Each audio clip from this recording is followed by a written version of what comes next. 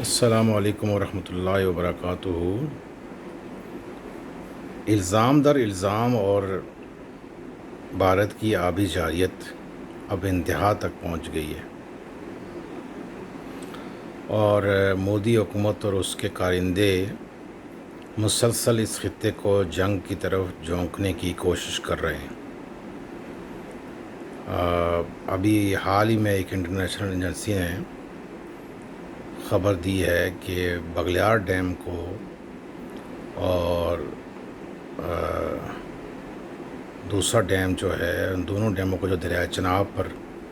غیر قانونی طریقے سے بنائے گئے ہیں، ان کو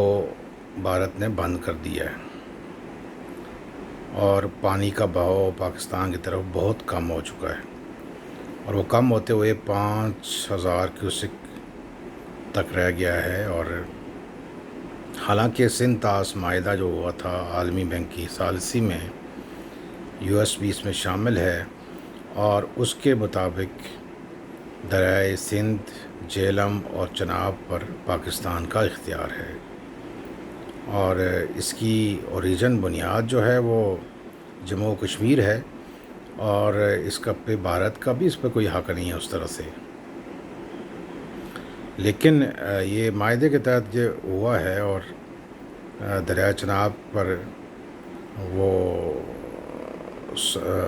جو ڈیمز بنائے ہیں اس نے غیر قانونی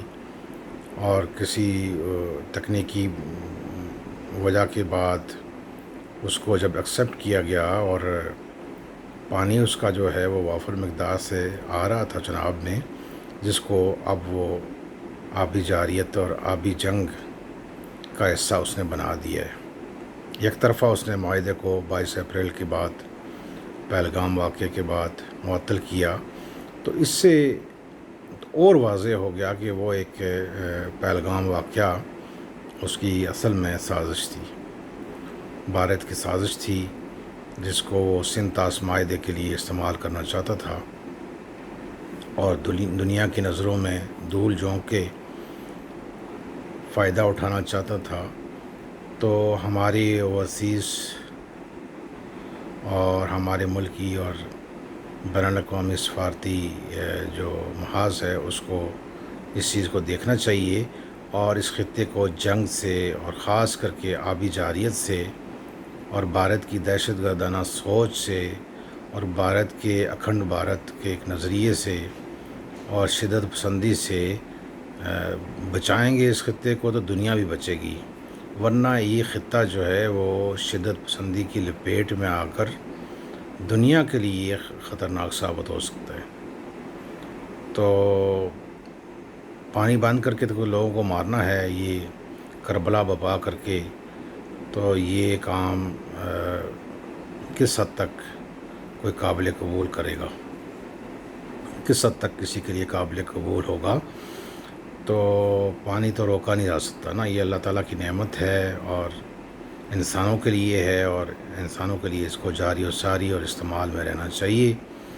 وہ کسی کے پاس بھی ہے، وہ کوئی پانی روک نہیں سکتا۔ ہاں، البتہ جو اس کے حقوق ہیں یا جو اس کا حصہ ہے ان کو ملنا چاہیے، لیکن جب فیصلہ ہو چکا ہے، بیاس، ستلج اور راوی جو ہے وہ بھارت کے پاس ہیں، چناب، سندھ اور جہلم پاکستان کے پاس سے ہیں، یا آزاد کشمیر اور سے ہوتے ہوئے وہ پاکستان میں داخل ہوتے ہیں، تو اس خطے کا حق ہے کہ وہ اس کو اپنی خوراک کے لیے، اپنی سیرابی کے لیے، اپنی توانائی کے لیے اور اپنی زندگی کے لیے، جو پانی زندگی ہے، تو آپ زندگی چھین رہے ہیں، تو پھر انتہا کی جنگ ہو سکتی ہے اور خطرناک ہو سکتا ہے۔ لہٰذا اس سے باز رہیں، اور اس کو روکنا دنیا کا کام ہے، اور نہیں روکیں گے تو یہ خطہ بلکہ دنیا جو ہے وہ ایک شدت پسندی کی لپیٹ میں آئے گی۔ تو امید ہے کہ جو تھنک ٹینک ہیں، جو ماہرین ہیں، جو بھارت کے سوچنے سمجھنے والے لوگ ہیں، وہ اس کو ضرور دیکھیں گے،